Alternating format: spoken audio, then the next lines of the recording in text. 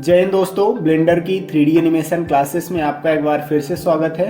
मैं हूं नीलेश और आज हम लोग टेक्सचरिंग की चौथी क्लास कर रहे हैं। तो चलिए क्लास को शुरू करते हैं।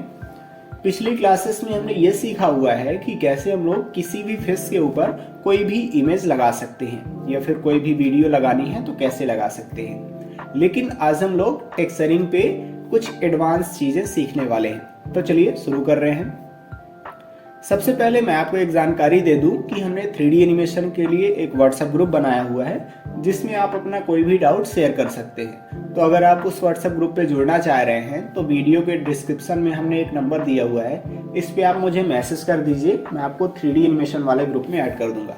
अब चलिए शुरू करते हैं। जहाँ से हमने पिछली क्लास को खत्म किया था वहीं से हम लोग शुरू कर लेते हैं। पिछली क्लास में हमने ये सीखा हुआ है कि अगर हम लोग किसी भी फेस पे कोई भी इमेज लगाना चाहते हैं तो कैसे लगा सकते हैं। लेकिन आज हम लोग जो इमेज लगाने का तरीका है वो दूसरा देखने वाले हैं। पिछली क्लास में हमने दूसरे तरीके से इमेज को लगाया था, आज हम लोग दूसरे तरीके का यूज करके किसी भी फेस के ऊपर इमेज को लगाएंगे। तो चलिए सबसे पहले हम लोग कैमरे को और लाइट को सिलेक्ट करके डिलीट कर देते हैं और हम लोग आ जाते हैं शेडिंग वाले वर्क स्पेस पे। ये हमारा क्यूब है, अभी आपको व्हाइट कलर का दिख रहा है।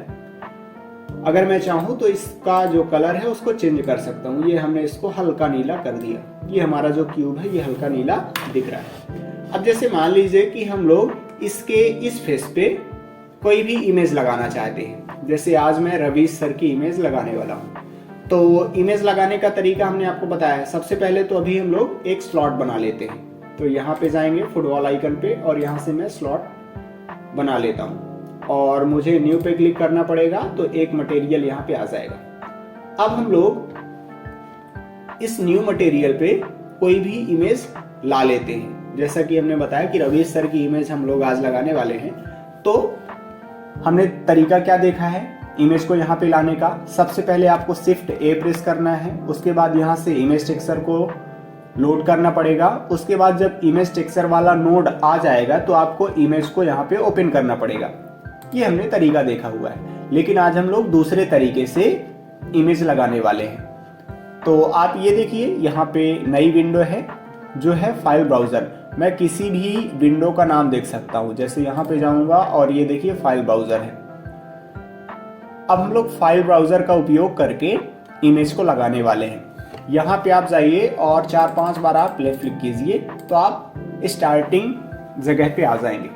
अब जहाँ भी हमने इमेज को रखा है, जिस भी इमेज को मैं लगाना चाह रहा हूँ, वो वाली इमेज जहाँ भी होगी, जिस फाइल में रखी है आपने, उसको ओपन कर लेना है। तो मैं यूजर पे जाऊँगा, वेलकम पे जाऊँगा और चूंकि हमने रवीश सर की फोटो गूगल से डाउनलोड करी हुई है तो अभी हमारी इमेज डाउनलोड सेक्शन पे है। तो मैं यहाँ पे इसको चालू कर लेता हूँ। अब देखिए रवीश सर की इमेज आप यहाँ पे देख सकते हैं। मुझे लेफ्ट क्लिक करना है और इस इमेज को ड्रैग करके यहाँ पे रखना है। तो ये देखिए अब हमारे पास ये इमेज टेक्सचर भी आ चुका है और साथ ही साथ उस इमेज टेक्सचर में रवीश सर की इमेज भी आ चुकी है। यानी कि दोनों काम एक साथ हो गए हैं। पिछली बार हमने क्या सीखा था कि सबसे पहले आपको इमेज टेक्सचर ऐड करना है और उस इमेज टेक्सचर में फिर इमेज को ओपन करना पड़ता है, लेकिन दोनों काम एक साथ हो गए। इमेज टेक्सचर भी आ गया और साथ ही साथ हमारे पास ये जो रवीश सर की इमेज है वो भी ओपन होके आ चुकी है। अब मैं कलर को बेस कलर से कनेक्ट कर दूंगा। ये हमने कनेक्ट कर दिया। यहाँ पे सब कुछ ठीक ठाक ही है, लेकिन अभी आपको कहीं पे भी रवीश सर की इमेज देखने को नहीं मिलेगी। क्यों? क्योंकि अभी हमने असाइन ही नहीं करा है। मुझे जिस भी फेस पे लगाना है इमेज को पहले उसे असाइन करना पड़ेगा। तो मैं टैब दबा के चला जाता हूँ एडिट मोड में और 3 प्रेस करके हम लोग फेस सिलेक्शन मोड में आ जाएंगे और इस फेस को हमने सेलेक्ट कर लिया। अब हमें इस फेस में इमेज लगानी है तो मैं इस मटेरियल पे जाऊंगा जिस पे हमने फोटो रखा हुआ है और असाइन पे क्लिक कर देंगे हम लोग। जैसे ही असाइन पे क्लिक करेंगे तो ये देखिए यहाँ पे आपको रवीश सर की इमेज देखने को मिल जाएगी। अब अच्छे से यहाँ पे रोटेशन वगैरह नहीं है इसका, तो उसको बनाने का तरीका हमने आपको सिखाया हुआ है कि आप यहाँ पे जाइए और यूवी एडिटर को ओपन कर लीजिए। अब आपको यहाँ से फेस को सेलेक्ट कर लेना है। हमने ये 3 प्रेस किया, फेस सिलेक्शन मोड में आ गए और इस फेस को सेलेक्ट करके आप रोटेशन वगैरह करके अच्छे से इमेज को सही कर सकते हैं। ये हमने आपको सिखाया हुआ है। ये तो फिर पिछली क्लास में आपने अच्छे से सीखा हुआ है। ये टैब दबा के वापस से आ जाते हैं हम लोग ऑब्जेक्ट मोड में। तो ये देखिए इस फेस पे हमने रवीश सर की इमेज को अच्छे से लगा लिया है। अगर मैं चाहूँ कि ये वाला जो फेस है वो थोड़ा सा चिकना दिखने लगे, ऐसा हमें लगे कि जो रवीश सर की इमेज है वो किसी टाइल्स के ऊपर बनाई गई है, तो हम लोग यहाँ से रफनेस की वैल्यू को कम कर लेंगे। तो अब देखिए ऐसा लग रहा है कि रवीश सर की इमेज जैसे टाइल्स के ऊपर बनाई गई हो।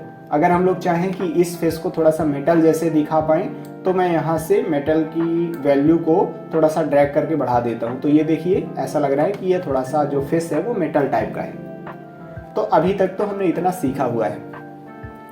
अब जैसे मान लीजिए कि जब भी हमें इमेज वगैरह लगानी होती है किसी की, तब तक तो ठीक है, यहाँ तक सब कुछ क्लियर ही है। लेकिन मान के चलिए हम लोग इस फेस को या फिर किसी भी फेस को किसी खुरदुरी सतह जैसे दिखाना चाहते हैं, जैसे जो पेड़ का तना वगैरह होता है उसके जैसे दिखाना चाहें, तो आप ध्यान से देखेंगे पेड़ के तने पे कि ज़्यादा रफनेस होती है, वहाँ पे उठावदार होते हैं जगहें, गड्ढे वगैरह बहुत सारे होते हैं। तो अगर हम लोग उस प्रकार की सतह देना चाहते हैं तो सिर्फ और सिर्फ यहाँ पे हम लोग इन वैल्यू को घटा बढ़ा के नहीं बना सकते। जैसे अगर मान लीजिए कि मैं ये दिखाना चाहता कि रवीश सर की जो इमेज है ये टाइल्स पे ना होके किसी गड्ढे वाली सतह पे है, उठावदार खुरदुरी सतह पे है, तो उस तरीके का हम लोग नहीं कंट्रोल कर सकते, नहीं बना सकते। जैसे ये मैं रफनेस को बढ़ा के ये हमने अधिकतम कर दिया, ये देखिए। तो जैसे ही मैं रफनेस को बढ़ा के अधिकतम कर देता हूं तो ये चमकदार सतह तो नहीं लग रहा है, लेकिन ये फेस हमें उठावदार भी नजर नहीं आ रही है, गड्ढे टाइप के इसमें नजर नहीं आ रहे हैं। ये फिर मान के चलिए कि मैं किसी भी फेस पे खुरदुरी दीवार जैसी पेंटिंग करना चाह रहा हूँ, ऐसा लगे कि ये फेस खुरदुरी दीवार जैसा है, तो हम लोग किसी भी एक इमेज का यूज करके उस प्रकार से टेक्सचरिंग नहीं कर सकते, उस प्रकार से रियलिज्म नहीं प्राप्त कर सकते हैं। इसके लिए हम लोग करेंगे क्या, बहुत सारी इमेज को इस प्रिंसिपल BSDF से कनेक्ट करने वाले हैं, जो कि एडवांस लेवल की टेक्सचरिंग कहलाती है। जब हम लोग उसको करेंगे तो आपको ज़्यादा समझ में आएगा कि हमने क्या बताने की कोशिश करी है।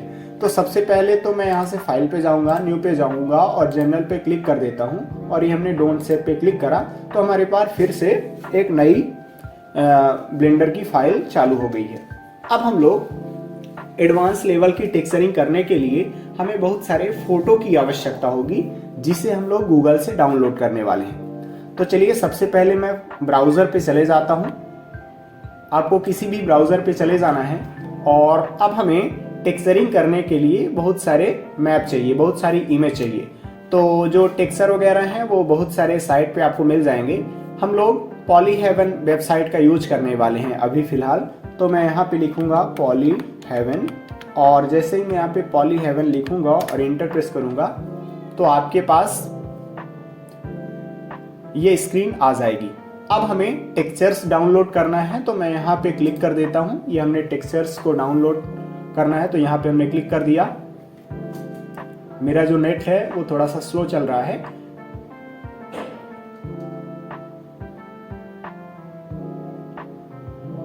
ये देखिए पॉलीहेवन वेबसाइट में बहुत सारे टेक्सचर्स आपको दिए गए हैं। हम लोग धीरे धीरे इनका उपयोग करना सीखेंगे फिलहाल।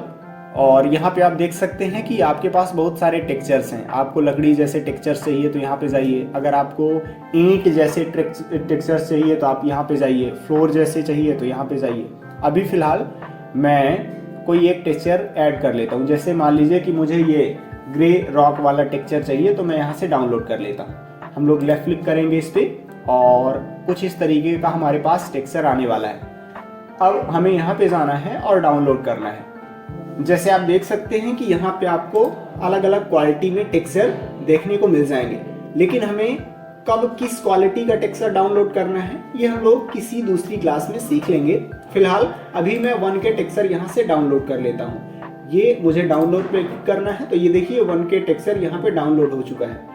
मैं फाइल पे जाऊँगा और डाउनलोड सेक्शन पे जाऊँगा, और यहाँ पे आप देख सकते हैं कि ये ग्रे रॉक वाला जो टेक्सचर है वो यहाँ पे डाउनलोड हो चुका है। लेकिन अभी जो हमें फाइल मिली है ये जिप फाइल है, पहले मुझे इसको अनजिप करना पड़ेगा। तो मैं इसको ओपन कर लेता हूँ ये टेक्सचर पे जाऊंगा और इसको ओपन कर लूंगा। आप यहाँ पे देख सकते हैं कि हमारे पास बहुत सारे टेक्सचर्स हैं। ये 4 टेक्सचर हैं। मैं कंट्रोल ए से सबको सेलेक्ट कर लेता हूँ और आपको एक्सट्रैक्ट टू पे क्लिक करना है। अब जैसे ही आप एक्सट्रैक्ट टू पे क्लिक करेंगे तो यहाँ पे आप देख सकते हैं कि ये पूछ रहा है कि आपको एक्सट्रैक्ट करने के बाद कहाँ पे फाइल को रखनी है। तो मैं डाउनलोड पे रखने वाला हूँ। डाउनलोड पे क्लिक कर देता हूँ और ये ओके पे क्लिक कर दूंगा। तो ये सभी फाइल एक्सट्रैक्ट हो जाएंगी, जो भी फोटोज़ हैं सारी की सारी, और डाउनलोड सेक्शन पे आ चुकी होंगी। मैं यहाँ से इनको कट कर देता हूँ। अब हमें चले जाना है ब्लेंडर पे। ये हमने ब्लेंडर को फिर से ओपन कर लिया है। अब हमने जो इमेज डाउनलोड करी है, जो भी टेक्सचर डाउनलोड करे हैं, उनको इसके ऊपर लगाने वाले हैं। तो सबसे पहले मैं शेडिंग वाले वर्क स्पेस पे चला जाऊंगा और अब हम लोग सबसे पहले तो इसको कैमरे को और यहाँ से इस लाइट को सेलेक्ट करके डिलीट कर देते हैं और अब हम लोग टेक्सचर्स लगाने वाले हैं इस पे। तो मैं यहाँ पे जाऊँगा और 4-5 बार क्लिक करके आपको वापस आ जाना है। हमने जो भी टेक्सचर्स अभी डाउनलोड किए हैं अब उनको यहाँ पे लाने वाले हैं हम लोग। तो यूजर्स पे जाएंगे, वेलकम पे जाएंगे, डाउनलोड पे जाएंगे। अब ये देखिए हमने ये 4 टेक्सचर्स डाउनलोड किए हुए हैं। ये है हमारे पास डिफ्यूज मैप जो कि इस बेस कलर से कनेक्ट होता है। ये है हमारे पास रफनेस वाला टेक्सचर जो कि रफनेस से कनेक्ट होता है। ये है हमारे पास नॉर्मल टेक्सचर जो कि नॉर्मल से कनेक्ट होगा और ये है हमारे पास डिस्प्लेसमेंट टेक्सचर जो कि इस डिस्प्लेसमेंट से कनेक्ट होता है। तो मैं इनको बारी बारी से लोड कर लेता हूँ। मैं इसको यहाँ पे रखूंगा। आप नाम देख सकते हैं, ये देखिए नाम लिखा हुआ है ग्रे रॉक डिफ्यूज, है ना। तो ये डिफ्यूज टेक्सचर है। मैं कलर को कनेक्ट कर दूंगा बेस कलर से। तो ये देखिए जैसे ही हमने कलर को बेस कलर से कनेक्ट किया तो इसका कलर बदल गया है। बाकी के जो भी टेक्सचर्स हैं मैं इनको यहाँ पे रख लेता हूँ। ये हमने इसको यहाँ पे रखा और ये रफनेस है तो रफनेस वाले टेक्सचर में मैं कलर को इस रफनेस से कनेक्ट कर देता हूँ। अब हमारे पास ये वाला जो टेक्सचर है उसको लोड कर लेता हूँ। ये अभी मेरा नॉर्मल टेक्सचर है। अब नॉर्मल जो टेक्सचर होता है वो डायरेक्ट प्रिंसिपल BSDF से कनेक्ट नहीं होता है, बल्कि नॉर्मल वाले को प्रिंसिपल BSDF से कनेक्ट करने के लिए हमें एक कन्वर्टर की ज़रूरत होती है जिसका नाम ही नॉर्मल मैप है। तो सबसे पहले मुझे यहाँ पे एक नोड ऐड करना पड़ेगा जो कि है नॉर्मल मैप। तो शिफ्ट A प्रेस करेंगे और हम लोग यहाँ से ऐड कर लेते हैं नॉर्मल मैप। ये नॉर्मल मैप आ चुका है। मैं इसको यहाँ से ऐड कर लेता हूँ। कलर को कलर से कनेक्ट करना है और ये नॉर्मल वाले को ये नॉर्मल से कनेक्ट कर देना है। ये देखिए इतना हमने कर लिया है। अब लास्ट में हमारे पास ये डिस्प्लेसमेंट टेक्सचर है। मैं इसको भी यहाँ पे लोड कर लेता हूँ। यहाँ पे जाएंगे और इसको कर लेते हैं लोड। अब ये जो डिस्प्लेसमेंट टेक्सचर है वो इस डिस्प्लेसमेंट से कनेक्ट होगा, लेकिन यहाँ पे भी इसे कनेक्ट करने के लिए कन्वर्टर चाहिए होता है। तो शिफ्ट A प्रेस करेंगे और ऐड कर लेंगे। ये डिस्प्लेसमेंट नोड हमारे पास आ चुका है। मैं इसको यहाँ पे रख लेता हूँ और कलर को कनेक्ट करना है नॉर्मल से और डिस्प्लेसमेंट वाले सॉकेट को कनेक्ट करना है डिस्प्लेसमेंट से। ये तो इस तरीके से हम लोगों ने सभी के सभी टेक्सचर्स को यहाँ पे ला लिया है और इस तरीके से आपको कनेक्ट भी करना है। अब हम लोग अगली क्लास में यह सीखेंगे कि ये जो अलग अलग टेक्सचर हैं ये सभी के सभी कर क्या रहे हैं, इनका यूज क्या है, वो अब हम लोग सीखने वाले हैं। तो चलिए नेक्स्ट क्लास में मिलते हैं। जय हिंद।